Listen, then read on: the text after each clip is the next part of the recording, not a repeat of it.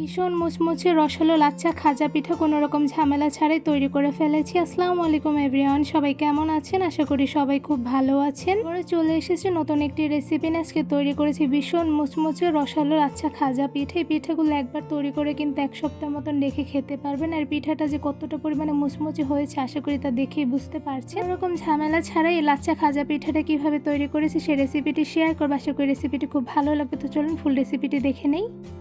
প্রথমে একটি বোলের মধ্যে দিয়ে দিচ্ছি ময়দা। এখানে আমি 1 কাপ পরিমাণ ময়দা দিয়ে দিয়েছি। আর সাথে দিয়ে দিচ্ছি হাফ চা চামচ পরিমাণ লবণ। আর সাথে দিয়ে দিচ্ছি 2 টেবিল চামচ পরিমাণ রান্নার তেল। এবার ময়দার সঙ্গে সবগুলো উপকরণ খুব ভালোভাবে মেখে নিব। এই তো ময়দাগুলো সবগুলো উপকরণ দিয়ে খুব ভালোভাবে কিন্তু মেখে নেওয়া হয়ে গেছে, দেখতেই পারছেন। এবারে মেখে নেওয়া ময়দার মধ্যে আমি দিয়ে দিব পানি। এখানে আমি এমনি নর্মাল টেম্পারেচারে পানি দিয়ে দিচ্ছি। ময়দার মধ্যে অল্প পরিমাণ করে পানি দিয়ে খুব ভালোভাবে ময়ানগুলো মুথে নিব।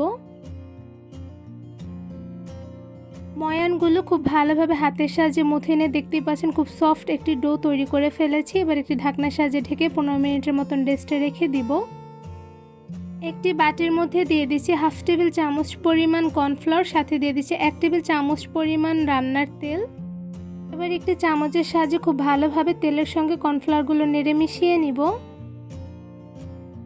তেলের সঙ্গে কর্নফ্লাওয়ারগুলো খুব ভালোভাবে নেড়ে মিশিয়ে নিয়েছি। এবার এই কর্নফ্লাওয়ারের মিশ্রণগুলো একটি সাইডে রেখে দিব।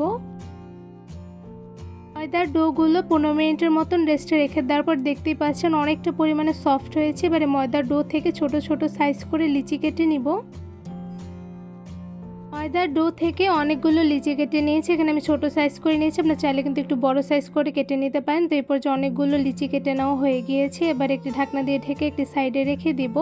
আর সাথে রুটি বেলার জন্য একটি ফিরের উপরে লিচিটা গোল শেপ করে নিচ্ছি।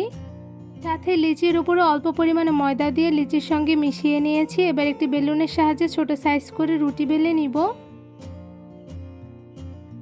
লাচ্ছা খাজা পিঠা তৈরি করার জন্য রুটিটা কিন্তু খুব পাতলা করে বেলে নিতে হবে। তো এই পর্যায়ে ছোট সাইজের লিচিটা দিয়ে আমি কিন্তু খুব ভালোভাবে একদম পাতলা করে একটি রুটি বেলে নিয়েছি। এদিকে দেখতেই পাচ্ছেন রুটিটা কতটা পরিমাণে পাতলা করে আমি বেলে নিয়েছি। এবারে রুটি দিয়ে খাজা পিঠা তৈরি করে নিব। এবার রুটিটা একটি ছুরির সাহায্যে একদম চিকন করে কেটে নিচ্ছি। আপনার চাইলে কিন্তু এখানে পিৎজা কাটার দিয়েও কেটে নিতে পারেন। তো এই পর্যায়ে কিন্তু ছুরির সাহায্যে খুব ভালোভাবে রুটিটা আমার কেটে নেওয়া হয়ে গিয়েছে। এবার রুটির উপরে কর্নফ্লাওয়ারের মিশ্রণগুলো হাফ চা চামচ পরিমাণে দিয়ে দিচ্ছি। রুটির উপরে কর্নফ্লাওয়ারের মিশ্রণগুলো খুব ভালোভাবে লাগিয়ে নেওয়া হয়ে গিয়েছে। এবার এর উপরে দিয়ে দিচ্ছি হাফ চা চামচ পরিমাণে কর্নফ্লাওয়ার। কর্নফ্লাওয়ারগুলো খুব ভালোভাবে লাগিয়ে নিচ্ছি।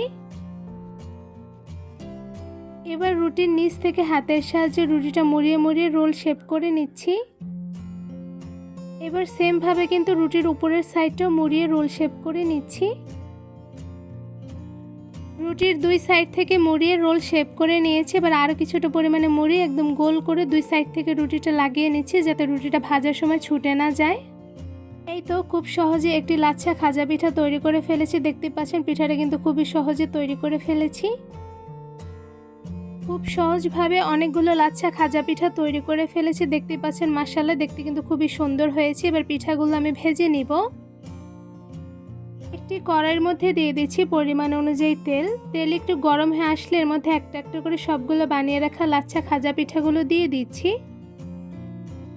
গরম তেলের মধ্যে একটা একটা করে সবগুলো বানিয়ে রাখা লাচ্ছা খাজা পিঠাগুলো দিয়ে দেওয়া হয়ে গিয়েছে। এবার চুলার আঁচটা মিডিয়ামে রেখে পিঠাগুলো ভেজে নিব।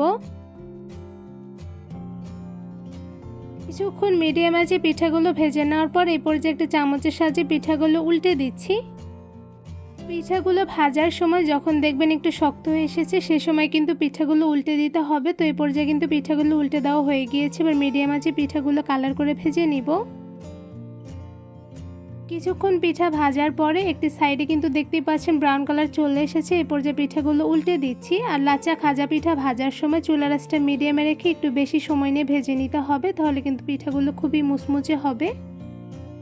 লাচ্ছা খাজা পিঠাগুলো গোল্ডেন ব্রাউন কালার করে ভেজে নেওয়া হয়ে গিয়েছে। এরপর যে একটা ছাঁকনির সাহায্যে ছেঁকে সবগুলো পিঠা আমি একটি ঝুড়িতে তুলে নিব। এবার শিরা তৈরি করার জন্য একটি প্যানের মধ্যে দিয়ে দিচ্ছি হাফ কাপ পরিমাণ চিনি, সাথে দিয়ে দিচ্ছি পানি 1 কাপ পরিমাণ। এবার এর মধ্যে দিয়ে দিচ্ছি 2টো ফাটানো এলাচ। এবার খুব ভালোভাবে চিনিগুলো নেড়ে নিব। এবার চুলার আঁচ মিডিয়ামে রেখে শিরাগুলো কিছুক্ষণ রান্না করে নিব। কিছুক্ষণ জাল করে শিরাগুলো রান্না করে নেওয়ার পর দেখতেই পাচ্ছেন অনেকটা পরিমাণে ঘন হয়ে এসেছে। তো এই পর্যায়ে আরও কিছুটা সময় নিয়ে শিরাগুলো রান্না করে নিয়েছে। তো এই পর্যায়ে দেখতেই পাচ্ছেন অনেকটা পরিমাণে ঘন হয়ে আঠালো হয়ে এসেছে। এই পর্যায়ে সবগুলো ভেজে রাখা গরম খাজা পিঠাগুলো দিয়ে দিচ্ছি। গরম শিরার মধ্যে একটা একটা করে সবগুলো খাজা পিঠা দিয়ে দেওয়া হয়ে গিয়েছে। এবার একটি চামচের সাহায্যে খুব ভালোভাবে পিঠাগুলো নেড়ে নিচ্ছি যাতে শিরাগুলো পিঠার সঙ্গে মিশে যায়। সবগুলো পিঠা খুব ভালোভাবে নেড়ে শিরার সঙ্গে মিশিয়ে নিয়েছি। এবার এই পিঠাগুলো একটি পাত্রে বেড়ে নিব। খুব সহজভাবে কোনো রকম ঝামেলা ছাড়াই তৈরি করে ফেলেছি ভীষণ মুচমুচে রসালো লাচ্ছা খাজা পিঠা। এই মুচমুচে রসালো লাচ্ছা খাজা পিঠাগুলো দেখতে যেমন মাশাআল্লাহ সুন্দর হয়েছে, সাথে কিন্তু খেতে অসম্ভব মজাদার হয়ে থাকে। এই লাচ্ছা খাজা পিঠা তৈরি করা কিন্তু খুবই সহজ। লাচ্ছা খাজা পিঠাগুলো একবার তৈরি করে প্রায় এক সপ্তাহের মতন কিন্তু রেখে খেতে পারবেন। এই পিঠাগুলো দেখতে যেমন মাশাআল্লাহ খুব লোভনীয় হয়েছে, সাথে কিন্তু খুবই মুচমুচে হয়েছে। আমি পিঠাটা একটু ভেঙে দেখাচ্ছি।